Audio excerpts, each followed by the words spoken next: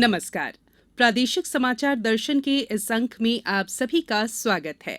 इस कार्यक्रम के जरिए हम आपको पिछले एक सप्ताह में प्रदेश भर में हुए महत्वपूर्ण आयोजनों की जानकारी देते हैं।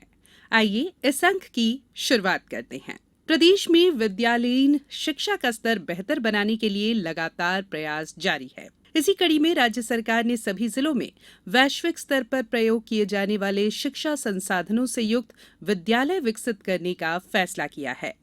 पेश है इंदौर से हमारे संवाददाता की रिपोर्ट। प्रदेश के शासकीय विद्यालयों में पढ़ने वाले बच्चों को सीबीएसई मान्यता प्राप्त विद्यालयों और केंद्रीय विद्यालयों के बच्चों के स्तर तक लाने के लिए राज्य सरकार ने सीएम राइज स्कूल विकसित करने का फैसला किया है।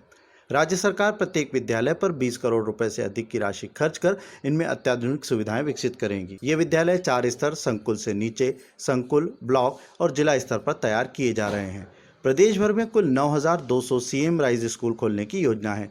प्रारंभिक चरण में प्रदेश के 255 विद्यालयों को सर्व सुविधा युक्त सीएम राइज स्कूल में बदलने की कार्य योजना का क्रियान्वयन किया जा रहा है। इन विद्यालयों में हिंदी और अंग्रेजी दोनों ही माध्यम में अध्यापन होगा। वहीं ये विद्यालय स्मार्ट क्लास, कंप्यूटर प्रयोगशाला, संगीत कक्ष, डिजिटल स्टूडियो, कैफेटेरिया, जिम, ध्यान क्षेत्र, बैंकिंग सुविधा और स्विमिंग पूल जैसी सुविधाओं से युक्त रहेंगे। इंदौर जिले में विकसित किए जा रहे सीएम राइज स्कूलों के बारे में जिला शिक्षा अधिकारी मंगलेश कुमार व्यास ने आकाशवाणी को बताया।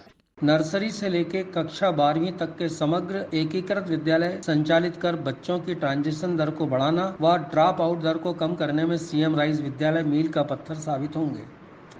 सीएम राइज स्कूल सर्व सुविधा युक्त रहेंगे, जहां 2000 छात्र छात्राओं के लिए पर्याप्त भवन, प्रयोगशाला, खेल मैदान, कंप्यूटर लैब, संगीत शिक्षण, आर्ट एंड क्राफ्ट आदि व्यवस्था होगी।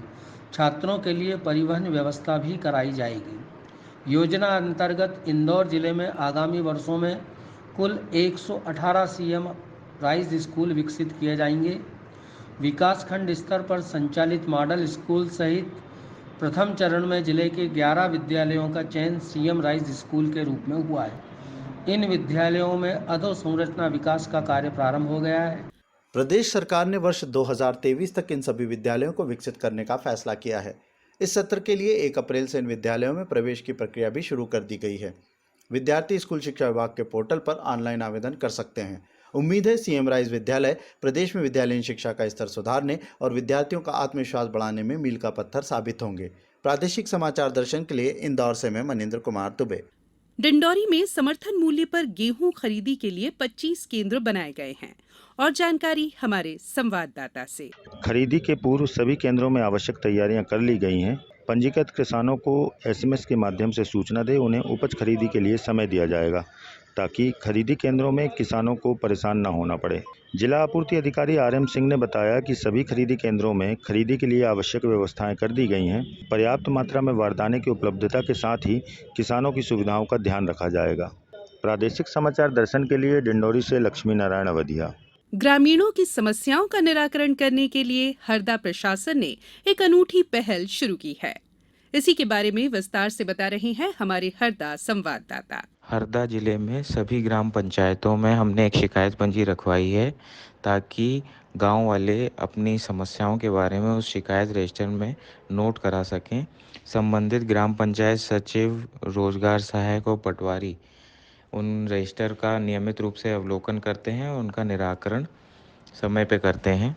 इसकी समीक्षा हम ब्लॉक स्तर पर और जिले स्तर के अधिकारी भी करते हैं, ताकि संबंधित जिस विभाग से संबंधित वो शिकायत है उसका निराकरण समय से हो सके।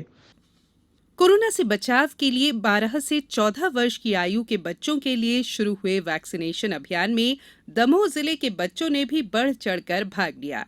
अधिक ब्यौरा हमारे संवाददाता से। कोरोना से बचाव के लिए बुधवार से शुरू हुए वैक्सीनेशन अभियान में बच्चों ने भी बढ़ चढ़कर भाग लिया। दमोह जिले में 12 से 14 आयु के 57,000 बालक बालिकाओं का टीकाकरण होना है। पहले दिन 12,000 के मुकाबले लगभग 5,500 बच्चों ने टीकाकरण कराया। वैक्सीनेशन का यह अभियान पूरे जिले में चलाया गया। दमोह शहर के जेपीबी, नवजागृति और केंद्रीय विद्यालय सहित लगभग 10 केंद्रों पर टीकाकरण किया गया। दूसरे दिन 10,000 के लक्ष्य के विरुद्ध लगभग 4,500 बच्चों ने वैक्सीनेशन कराया। वैक्सीनेशन के लिए प्रतिदिन शहर और ब्लॉकों के स्कूलों को चिन्हित कर वैक्सीनेशन का कार्य चल रहा है। इसके लिए डॉक्टरों की टीम तैनात की गई है। हालांकि शहर और ग्रामीण अंचलों में स्कूलों में छुट्टी होने के कारण छोटे बच्चे स्कूल नहीं आ रहे हैं। इसके लिए घरों में संपर्क कर अभिभावकों को अपने बच्चों के लिए स्कूल भेजकर वैक्सीनेशन के लिए प्रेरित किया जा रहा है। प्रादेशिक समाचार दर्शन के लिए दमोह से मैं अनिल जैन। देश प्रदेश में संचालित आंगनवाड़ियों में सामाजिक सहभागिता बढ़ाने और जागरूकता लाने के लिए सरकार द्वारा आंगनवाड़ी गोद लेने की योजना शुरू की गई है। देवास जिले में इस योजना पर ज्यादा जानकारी दे रहे हैं हमारे संवाददाता। देवास जिले में इस योजना के तहत महत्वपूर्ण कार्य हुए। देवास जिले में कुल 1860 आंगनवाड़ी केंद्र संचालित हैं। इनमें से करीब 1500 आंगनवाड़ी केंद्रों को जनप्रतिनिधि, प्रशासनिक अधिकारी, आम नागरिक और स्वयंसेवी संगठनों ने गोद ले लिया है। आंगनवाड़ियों को गोद लिए जाने के बाद अब जिले की आंगनवाड़ियों के आधारभूत संसाधनों में वृद्धि हुई है। वहीं आंगनवाड़ियों के प्रति लोगों में जागरूकता भी आई है। आंगनवाड़ी अडॉप्ट करने के लिए महिला बाल विकास विभाग की वेबसाइट MPWCD-MIS में जाकर के अडॉप्ट एन आंगनवाड़ी क्लिक करके भी मनचाहा आंगनवाड़ी सेंटर्स अडॉप्ट किया जा सकता है, अथवा आंगनवाड़ी परियोजना कार्यालय या महिला बाल विकास के जिला कार्यालय देवास में भी संपर्क करके आंगनवाड़ी सेंटर्स अडॉप्ट की जा सकती हैं। प्रादेशिक समाचार दर्शन के लिए देवास से नितिन गुप्ता। पश्चिम मध्य प्रदेश के आदिवासी बाहुल्य धार जिले में हिंदू नववर्ष, गुड़ी पड़वा, वर्ष प्रतिपदा, चैत्र नवरात्र का पर्व श्रद्धा भक्ति और हर्षोल्लास के साथ मनाया गया। अधिक जानकारी हमारे संवाददाता से। प्रतिवर्षानुसार इस वर्ष भी धार किले की प्राचीर पर सामूहिक सूर्य अर्घ पूजन का आयोजन किया गया, जिसमें बड़ी संख्या में शहर के प्रबुद्ध जनों ने सपरिवार सम्मिलित होकर सूर्योदय पर सूर्य को अर्घ देकर पूजन कर हिंदू नववर्ष का अभिनंदन किया। भारत माता और भगवा ध्वज का पूजन कर ध्वज फहराया गया। जगह जगह आम जनों को टीका लगाकर गुड़ धनिया बांटकर मुंह मीठा करवाया गया और नववर्ष की शुभकामनाएं दी गई।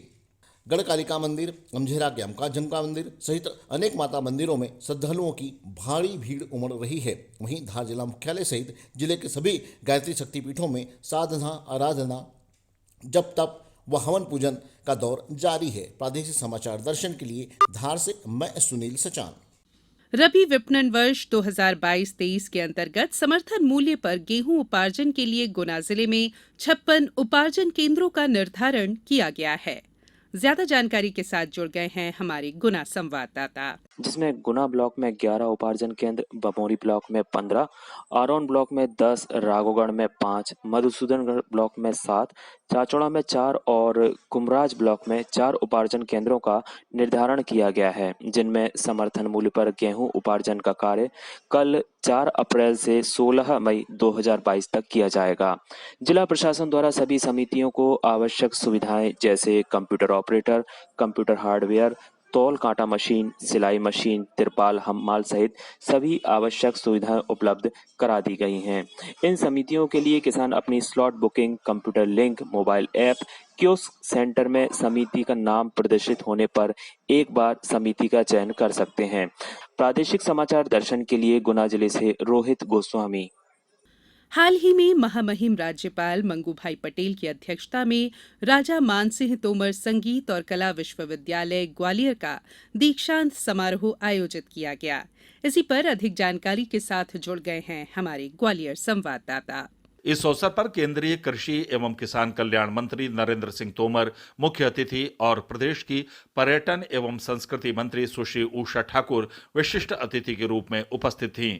दीक्षांत समारोह में विश्वविद्यालय के कुलपति प्रोफेसर साहित्य कुमार नाहर और कुलसचिव दिनेश पाठक सहित विश्वविद्यालय के कई पदाधिकारी मंचासीन थे।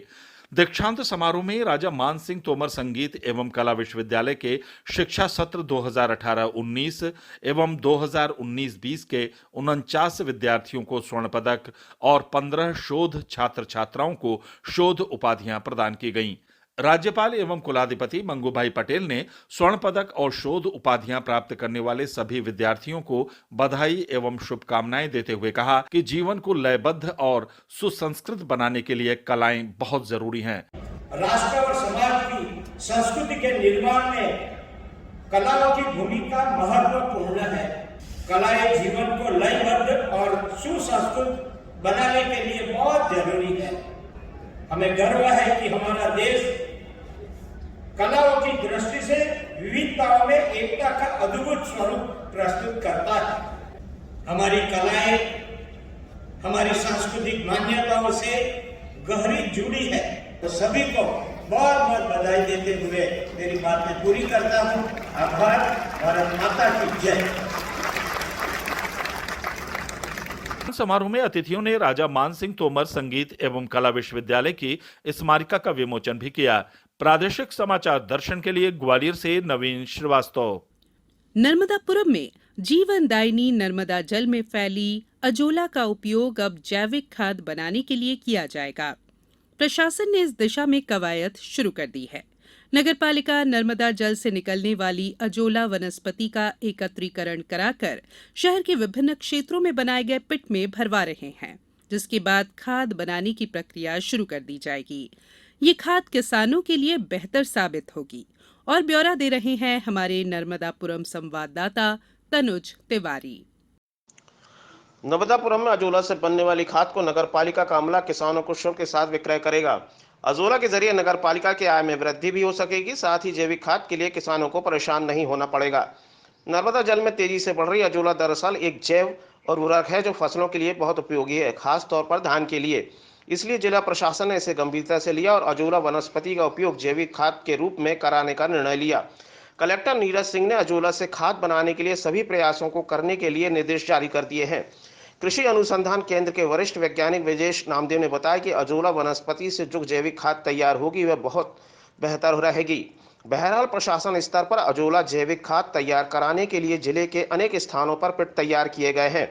इन पिट में अजोला को भरवाया जा रहा है, जो इन पिट में हर 20 दिन के भीतर जैविक खाद के रूप में तैयार हो जाएगी। प्रादेशिक समाचार दर्शन के लिए नर्मदापुरम से मैं तनुज तिवारी।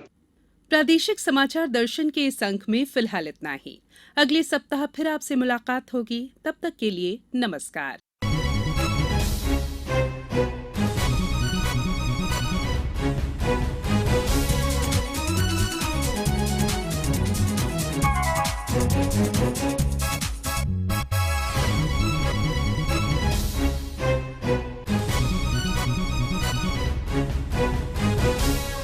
आलेख और वाचन स्वर संयुक्ता बैनर्जी। प्रस्तुति प्रादेशिक समाचार एकांश भोपाल।